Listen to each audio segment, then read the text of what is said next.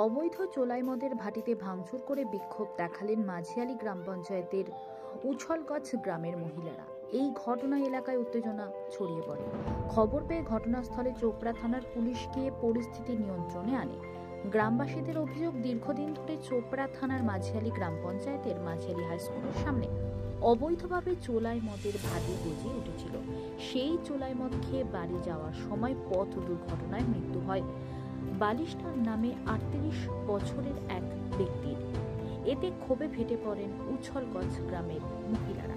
রবিবার দুপুরে সেই অবৈধ মদের ভাটিতে ভাঙচুর করে মদ তৈরির আসবাবপত্রগুলি জ্বালিয়ে রাস্তা অবরোধ করে বিক্ষোভ দেখাতে শুরু করে গ্রামের মহিলারা। এই ঘটনায় এলাকায় উত্তেজনা ছড়িয়ে পড়ে। খবর পেয়ে ঘটনাস্থলে চোপড়া থানার পুলিশ গিয়ে পরিস্থিতি নিয়ন্ত্রণে আনে।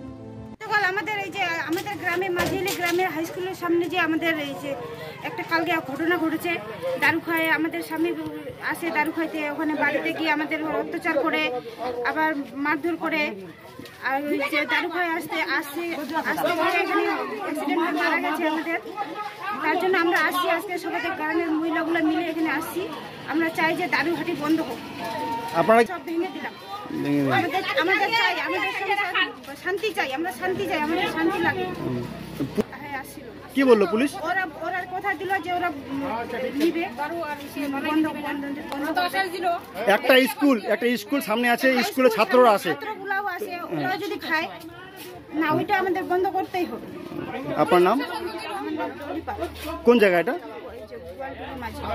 ঠিক আছে।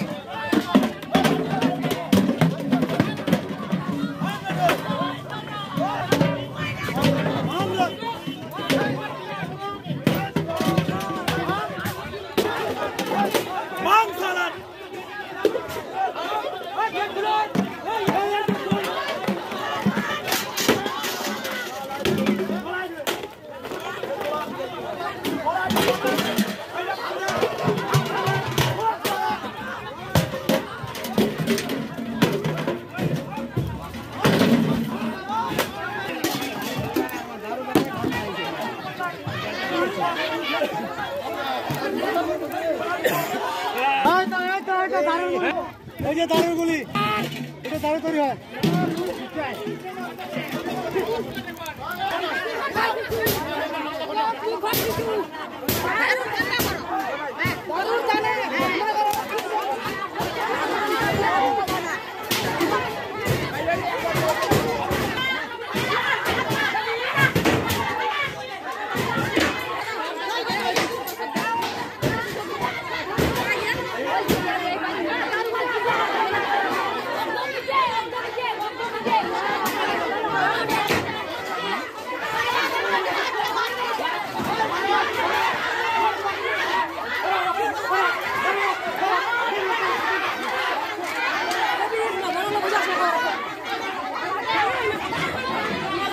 মহিলা মিলে সব একজোট হয়ে গিয়ে সবাই ভাঙচুর করেছে।